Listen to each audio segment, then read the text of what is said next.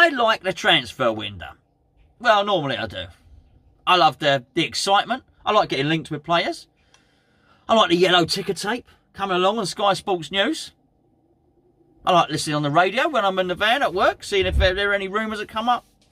I like the general tittle-tattle, and I like tuning in, whatever, clicking on my favourite website, picking up a newspaper or something like that, just to find out, in the vain hope that West Ham might sign somebody.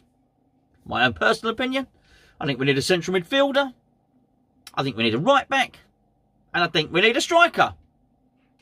Everybody's got different ideas of what we want, but I do find it quite interesting.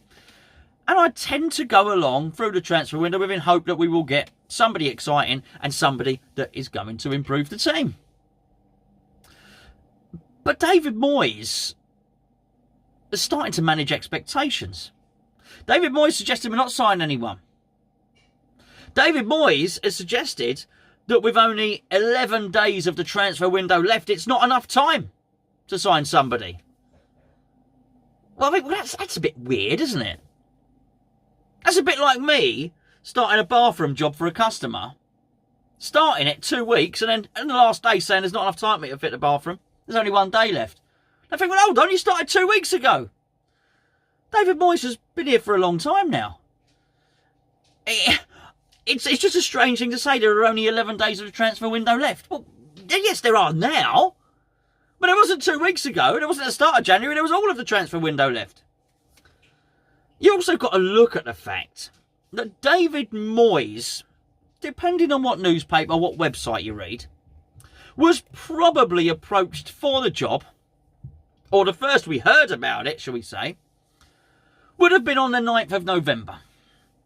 The 9th of November, for those of you that remember, was a bloody horrible day. And we lost 3-0 to Burnley. We're very good at losing to Burnley, by the way. I know you all remember. We're very good at losing to Burnley. We then went on to lose to Tottenham shortly afterwards. And it looked like he was out. It looked like he was gone. The owner started leaking that he didn't have much time left. And the story was that they'd lined up probably David Moyes as his replacement. Now, bearing in mind David Moyes went on to become the replacement, I think it's safe to assume that they were looking at him from that point. What happened was, we went on to beat Chelsea 1-0. David Martin played in goal, as you will well remember. And Manuel Pellegrini got his stay of execution. But the fact still remains, at that point, David Moyes probably thought there's a damn good opportunity that he was going to get the West Ham job. I would imagine he was possibly holding out for the Everton job, hoping that he would get that. But he knew that it would either, if he was going to get a job, it would either be Everton or West Ham. We know that David Moyes is studious. We know that he's very thorough in his approach. And at the point where he signed for West Ham, he would tell anybody that was willing to listen that he was ready to go. He was oven ready, as we keep saying, because he'd been watching lots of Premier League football. He would try and get to watch numerous games every weekend. So not only do I expect David Moyes to know who's in form and who's not in form, who's in favour in Premier League and who isn't, I would also expect him to know and have an encyclopedic knowledge of the players West Ham need and the players Everton need. We know his preparation's meticulous. If you've seen any of his coaching videos, you'll know that to be the case. He's been doing coaching seminars. It's easy for me to say. He's been doing coaching seminars, nailed it, for UEFA. So he's been going abroad and watching European games. I dare say during that time, he had his eye on a couple of players. He'll have seen some that impressed him. So why, oh why, do we get to this point? Even if, and I think it's safe to assume now we've established we don't have many scouts.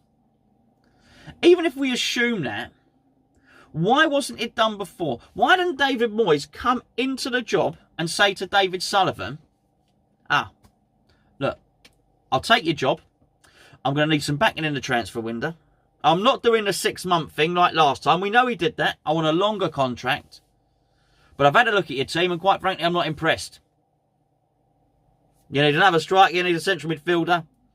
And you probably need a right back because that Fredericks, I reckon he'll get injured soon. You know the sort of thing. He would have come in with an idea. He would have come in not only knowing the positions that needed strengthening, but hopefully with an idea of 2 or 3 players who he might fancy for each position.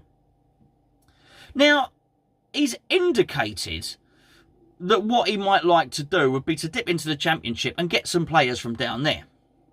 Some up-and-coming players. To quote his phrase, players that are ready to go into the first team, improve the first team, and will be here and flourish over the next 3 to 4 years. Why, then, aren't we just bidding for those players now? I know what you're saying to the screen, by the way. Come with me. Play along with me, if you'd be so kind. Why aren't we bidding for those players now? Why have we got to start from scratch? Why has he got to this stage and we're saying, oh, well, now we need to go and identify who the good players might be in the Championship? Why doesn't he know them? Of course he does know them. We know he does know them. We don't. Everybody does. But that's my point. Why are we pretending that we now have to set up a scouting structure, which we do, we know we do. But he will know a good central midfielder in the Championship. He'll know a good right back in the Championship. And he'll know a good striker. Surely, being the 18th richest club in the world, we got money to buy from the Championship, don't we? Don't we? Surely. You'd think so. Let me just tell you what David Moyes has said. And this is not really about David Moyes. I'm pretty sure if David Moyes was given a blank checkbook, well, I'm sure if he was given a blank checkbook, he would be buying players from the Championship. But I'm sure if he was given a half filled out checkbook, let's say, with a few million to spend, he would already know his favoured players in each and every position. But David Moyes says, what I don't want to do is bring in players that are not going to have an impact on the team. Understood? Absolutely, David. He wants a top player in the Premier League, or one that can grow to be one. He said the top player in the Premier League is difficult to get. Yes, I think all players are probably difficult to get. Unless, of course, what you want to do in the transfer window is get rid of one goalkeeper on loan and bring in another one who you're still sort of owed money for. Because that is the extent of our transfer window activity thus far. But what he went on to say was something I found very, very interesting. Again, I don't believe it, but I think it's an interesting comment if you scratch below the surface and actually look what he's saying. I don't want to take other players that other teams don't want. What he's basically saying there is that he doesn't want to take a player that only West Ham will fancy. Maybe Wolves won't fancy him. Maybe Southampton don't fancy him, but we will. What he's saying is other teams don't want them for a reason. He also said good teams don't want to relinquish their best players. Good teams don't want to sell good players, was what he said. And it feeds into the storyline that it's very, very hard to buy in January. Because what he's saying is, if there is a player that's useful for West Ham, a club won't let him go. Because clubs never let go players that will be useful for West Ham. Of course, it's not true. It doesn't take in the finite detail. It doesn't take in the small context of any individual situation. Because, for instance, look at Juventus and look at Angelo Ogbonna. Angelo Ogbonna has been a good player for West Ham. He's one of our best centre-halves. He's a mainstay of the first team. Juventus wanted to let him go. Juventus wanted to sell him, and Juventus were ready to let him go. It's the nuance of the situation. It is as simple as that. To use an extreme example, Chelsea wanted to get rid of Declan Rice. Chelsea didn't want him anymore. Now, I know he's not oven ready and ready for the first team, of course. But there are lots of players like that. And that doesn't stop you from getting players in this transfer window. I remember Arsenal were more than happy to get rid of John Hartson. Well, that's fine. He was good for us. Wenger came in at Arsenal. We didn't really fancy John Hartson. Of course, he had other things. He brought in an Elka. An Elka played with Dennis Bergkamp. That's what he had in mind. Di Canio Sheffield Wednesday did not want Paolo Di Canio. But he was still not a bad player for West Ham, some might suggest.